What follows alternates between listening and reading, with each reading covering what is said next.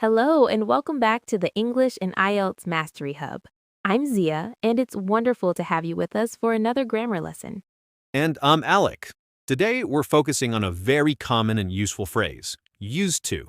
Mastering this is essential for speaking and writing about the past in a natural, fluent way, something the examiners are always looking for in the IELTS exam. That's right. So, what exactly does used to mean? We use it to talk about past habits or past situations that are no longer true in the present. It highlights a contrast between the past and now. A perfect example of this is, I used to live in a small town, but now I live in a big city. This sentence clearly tells us that my living situation was different in the past compared to now. Exactly. Let's break down how to form the sentences, starting with the positive form. The rule for the positive form is simple. It's subject plus used to plus the base verb. The base verb is the simple form of the verb, like go, eat, or play. Here are a couple of examples. She used to work as a teacher. This implies she has a different job now. Another one. We used to go to the beach every summer. This implies we don't do that anymore. Simple enough. Now, what about the negative form, for things that weren't true in the past but might be true now? For the negative, the structure changes slightly. The rule is subject plus didn't plus used to plus the base verb. And this is where a very common mistake happens.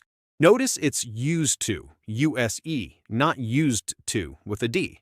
This is because the auxiliary verb did already carries the past tense for the whole sentence. You only need one past tense marker. That's a fantastic point, Alec. So, for example, he didn't used to like coffee. This implies that now he does.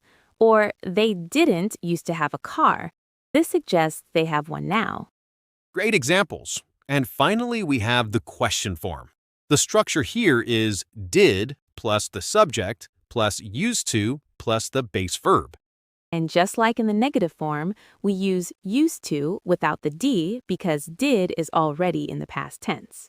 Exactly. So I could ask, did you used to play the guitar?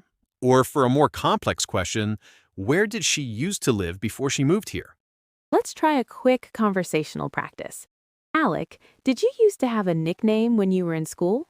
Yes, I did. My friends used to call me Al. They don't anymore, though. How about you, Zia? What kind of music did you used to listen to as a teenager? Oh, I used to be a huge fan of pop music.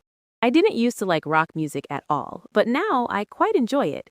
See? It's a very natural way to talk about changes in our lives. Perfect. It flows much better than saying, in the past, I listened to pop music, but now I don't. Okay, let's do a very quick recap. For positive statements, I used to play tennis. For negative statements, I didn't used to play tennis. And for questions, did you used to play tennis? And the most important piece of advice is to remember that used to is all about things that have changed between the past and now. It shows contrast, which demonstrates a great command of grammar.